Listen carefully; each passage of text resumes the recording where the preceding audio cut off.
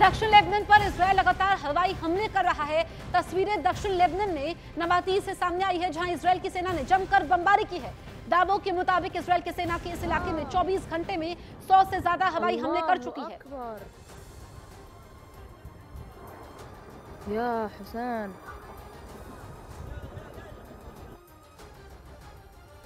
तो दक्षिण लेबनान में इजरायल का हवाई हमला जारी है। हिजबुल्लाह के कई ठिकाने इसमें तबाह हो चुके हैं। कई इलाके ऐसे हैं जो इस वक्त खंडर में तब्दील हो चुके हैं। 24 घंटे में 100 से ज्यादा इजरायली डिफेंस फोर्सेस ने हवाई हमले किए हैं।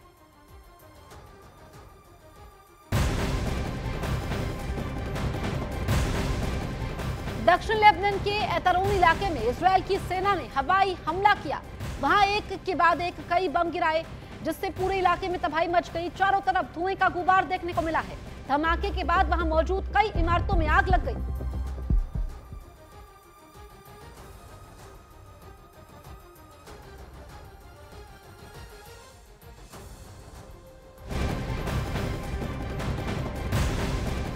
ईरान और इजरायल के बीच टकराव को लेकर बड़ी खबर आप तक पहुंचा दें। ईरान से बड़े मिसाइल हमले के खतरे के बीच इजरायल ने आयरन डोम से भी खतरनाक एयर डिफेंस की तैयारी कर ली है। इजरायल के रक्षा मंत्रालय ने लेजर किरणों से मिसाइल को गिराने वाले सिस्टम आयरन बीम के लिए 4000 करोड़ रुपए की डील की है। यह सिस्टम तैनात करने में अभी 1 साल का वक्त लग सकता है। तो आयरन डोम जो कि इजरायल का एयर डिफेंस सिस्टम है, इसकी चर्चा पूरी दुनिया में होती है। यह मिसाइल को इंटरसेप्ट कर लेता है, लेकिन अब आयरन बीम की मदद से एक एयर डिफेंस सिस्टम तैयार किया जा रहा है। इसको लेकर के इजरायल ने बड़ी डील की है और इसमें 1 साल का वक्त लगेगा, यानी कि आयरन डोम से भी ज्यादा ये खास होगा।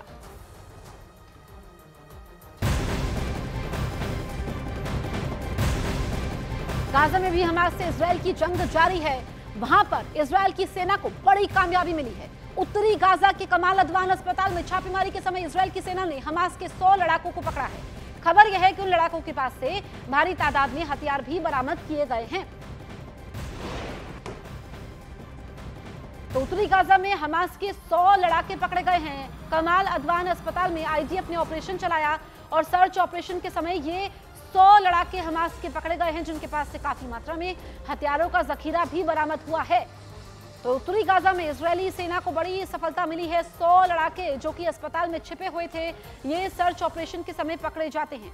तो 3 मोर्चों पर इस वक्त इजरायल युद्ध लड़ रहा है। एक तरफ हम देखिए गाजा के साथ गाजा में, दूसरी तरफ ईरान पर वो हमला करता है और तीसरी तरफ लेबनान में भी उसकी जंग जारी है।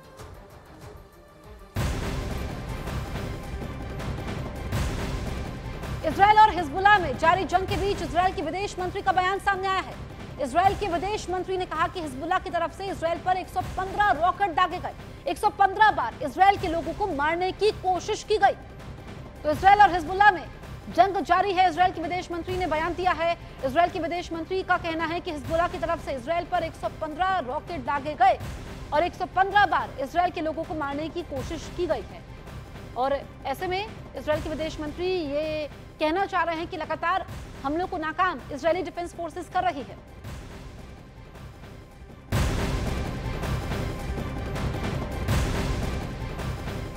दक्षिण लेबनान इजरायल के हमले में पूरी तरह से तहस नहस हो चुका है। वहां जो इमारतें थी वो खंडर बन चुकी है। साथ ही बारूदी हमले में कई गाड़ियां जलकर राख हो चुकी है। पूरे इलाके में हर तरफ सिर्फ तबाही का मंजर है। दक्षिण लेबनान में इजरायल का बड़ा ऑपरेशन जारी है। इजरायल के हमले में पूरा शहर खंडर हो चुका है। हर तरफ मलबा है और आप ये समझिए कि यहाँ पर इंसानी जीवन बसने में काफी वक्त लगेगा। सब कुछ मलबे में तब्दील हो चुका है। इमारतें खंडर में तब्दील हो चुकी है। यहाँ पर गाड़ियों को आप देखिए कि क्या हाल हो चुका है। लोग यहाँ से पलायन को मजबूर है। कई लोगों की जानें जा चुकी हैं। मैं इस वक्त साउथ लेबनान में हूँ। ये आप देख सकते हैं, ये जो गाड़ी पे बिल्ली है, शायद ये खाना ढूंढ रही है, क्योंकि जिस स्पॉट पे मैं हूँ यहाँ पे इर्द गिर्द कोई भी नहीं अब रहता है। लोग चले गए हैं अपने घरों को छोड़ के और यहाँ कोई नहीं रहता है। तो शायद ये बिल्ली खाने की तलाश में है। कुछ हो सकता है इस बिल्ली को अब भूख लगी हो और शायद खाना ढूंढ रही है, लेकिन खाना यहाँ पे देगा कौन? जब मैं यहाँ पे 360 डिग्री पैन करूंगा, आपको कोई भी यहाँ पे नहीं दिखेगा, क्योंकि इस इलाके में सब लोगों की यहाँ पे कौन सी तबाही हुई है। और आप देख सकते हैं ये बिल्ली लगातार यहाँ पे शायद खाना ढूंढ रही है, लेकिन जो राख के ढेर में तब्दील हुई है गाड़ी, जो पूरी तरह से धमाके की वजह से, रॉकेट या मिसाइल की वजह से पूरी जल गई है, वहाँ पर इस बिल्ली को खाना नहीं मिल सकता है। जो इंसान यहाँ पे हैं रहते थे वो यहाँ से चले गए हैं। इन इलाकों में अब कोई नहीं रहता है। काफ़ी जानी नुकसान भी इस इलाके में हुआ है और जो लोग अभी बचे हैं वो यहाँ से चले गए हैं। इजराइल और ईरान इस वक्त ऐसे मुहाने पर खड़े हैं जहां के किसी भी वक्त वर्ल्ड वॉर की शुरुआत यहां से हो सकती है। जंग के जो हालात बने हुए हैं उससे सुपर पावर अमेरिका भी टेंशन में है, क्योंकि इजराइल को अमेरिका का समर्थन तो है, ईरान के साथ पुतिन खड़े हैं। ऐसे में हालात बिगड़ने पर यह जंग अमेरिका बनाम रूस भी हो सकती है।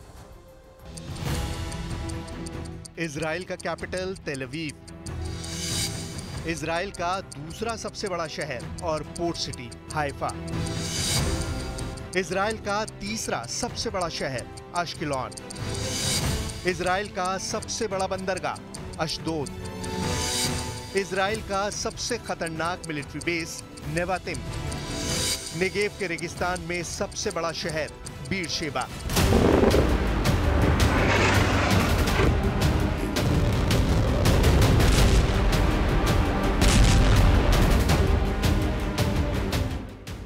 इन्हें मिलाकर इस वक्त इजराइल के 25 शहरों में ऐसा अलर्ट है, एक ऐसी घड़ी टिक टिक कर रही है जिसमें हमले वाले अलार्म की घंटी नहीं बजेगी। इस घड़ी का कंट्रोल ईरान के पास है। 1000 मिसाइलों वाला ये वो टाइम बम है जिसके टारगेट पर पूरा इजराइल है। 1 अक्टूबर जैसा हमला दोबारा किसी भी वक्त हो सकता है। ये बात नेतन्याहू और उनके वॉर कैबिनेट को मालूम है, क्योंकि ईरान में 3 लेवल पर फैसला हो चुका है। पहला लेवल यानी सबसे बड़ा इशारा ईरान के सुप्रीम लीडर अली खामनेई से मिला। उन्होंने कह दिया कि 26 अक्टूबर को हुए हमले का जवाब देना जरूरी है। दूसरा लेवल यानी सरकार के स्तर पर ईरान के राष्ट्रपति मसूद पेजिशकियान ने कह दिया है कि ईरान अब इजराइल से बदला जरूर लेगा। और तीसरा लेवल यानी ईरान की सेना, रेवोल्यूशनरी गार्ड्स के बड़े कमांडर हुसैन सलामी ने कह दिया है कि इजराइल को सजा जरूर मिलेगी। 1 अक्टूबर को ईरान ने जिस तरह से इजराइल पर बैलिस्टिक मिसाइलों की बरसात की थी, ये तीनों ऑर्डर उसी हमले की कामयाबी और फिर इजराइल के जवाबी हमले के असर को लेकर किए गए हैं। ये खबर देखिए, इसकी हेडलाइन देखिए। ईरान में मिलिट्री के सूत्रों ने बताया है कि इजराइल पर हमले के लिए 1000 मिसाइल तैयार कर ली गई हैं। 1 अक्टूबर को ईरान ने 200 बैलिस्टिक मिसाइल फायर किए थे। इस बार अगर ईरान 1000 मिसाइल फायर करेगा तो सोचिए क्या होगा। ये बात इस्राइल से ज्यादा अमेरिका को परेशान कर रही है, क्योंकि युद्ध बढ़ा तो खाड़ी में अमेरिका के अड्डे ईरान का सॉफ्ट टारगेट बन सकते हैं। बहुत साफ है कि ईरान में हर लेवल पर यह बात पक्की हो चुकी है कि अब इजराइल पर काउंटर अटैक उसकी जिम्मेदारी बन चुकी है। लेकिन क्या ये इतना आसान होगा? आखिर ईरान और इजराइल के बीच में सबसे बड़ा युद्ध होने जा रहा है। क्या ईरान पर इजराइल का हमला आज ही होने वाला है? क्या ईरान का बदला लेने वाला हथियार एक्टिव हो चुका है? इस वक्त इजराइल और अमेरिका दोनों ईरान में होने वाली हर हरकत पर नजर रख रहे हैं। उनकी टेंशन बढ़ गई है। अब अमेरिका भी परेशान है कि ईरान ने इजराइल पर तीसरी बार हमला किया तो उसके पास भी युद्ध में शामिल होने के अलावा कोई रास्ता नहीं बचेगा। मैसेज ये है कि अगर ईरान और इजराइल का युद्ध हुआ और अमेरिका इजराइल के साथ खड़ा होगा, जबकि दूसरी तरफ पुतिन पूरी तरह ईरान की ढाल बनकर खड़े होंगे, या कहें कि ईरान और इजराइल युद्ध अमेरिका बनाम रूस की जंग बन जाएगी। नेतन्याहू और उनका वॉर कैबिनेट ये बात जानता है और इस बात पर चर्चा भी कर चुका है कि ईरान बहुत ज्यादा गुस्से में है। खामेनेई अब इजराइल के एक एक हमले का बदला लेना चाहते हैं, क्योंकि 26 अक्टूबर को हुए इजराइल के हमले में ईरान के आक्रामक छवि वाला रौब तार तार हो चुका है। यही वजह है कि अब ईरान तीसरी बार इजराइल पर बहुत बड़े हमले के लिए बेकरार है। مطلب دوم مربوط به این حرکت شرورانه است که 2 شب پیش اینجا انجام دادن. خب یه غلطی کرد. خودشون هم البته بزرگنمایی میکنن. بزرگنمایی اونا غلطه. اما توجه داشته باشید کوچک انگاری اون هم غلطه. اینی که ما بگیم نه چیزی نبود، اهمیتی نداشت فلان، तेहरान के आसमान में इजराइल की मिसाइलों को काउंटर करते हुए एयर डिफेंस सिस्टम की मारक क्षमता पूरी दुनिया ने देखी। ईरान का दावा है कि बहुत से हमले रोक लिए गए, नुकसान बहुत मामूली हुआ, लेकिन इजराइल के हमले ने दुनिया को डरा दिया है, इसमें कोई शक नहीं। 1 अक्टूबर 2024 को ईरान ने इजराइल पर 200 मिसाइल फायर की। 26 अक्टूबर 2024 को इजराइल ने ईरान पर जवाबी अटैक किया। अब सवाल है कि ईरान काउंटर अटैक अक्टूबर में ही करेगा या नवंबर तक इंतजार करेगा। متجاوزی حاضر نیستن کوتاه بیان و کوتاه هم نخواهند اومد. قطعاً کسانی که آزادند در مقابل این تجاوزات و این جنایت‌های این رژیم سفاک کوتاه نخواهند اومد. ما از حق و حقوق کشورمون ईरान की लीडरशिप के तेवर बता रहे हैं कि ईरान नवंबर तक इंतजार नहीं करेगा, लेकिन दूसरी तरफ ये भी साफ है कि इजराइल बहुत ज्यादा अलर्ट है और वो ईरान को अब मौका नहीं देगा। इस बार नेतन्याहू किसी भी हद तक जा सकते हैं, ये बात वो बार बार कह रहे हैं। מי שפוגע בנו, אנחנו פוגעים בו. זהו העיקרון שהנחה אותנו עד היום, וזה העיקרון שינחה אותנו גם בהמשך הדרך. התקיפה באיראן הייתה מדויקת ועוצמתית, והשיגה את כל מטרותיה. नेतन्याहू की धमकी में खतरा साफ नजर आ रहा है।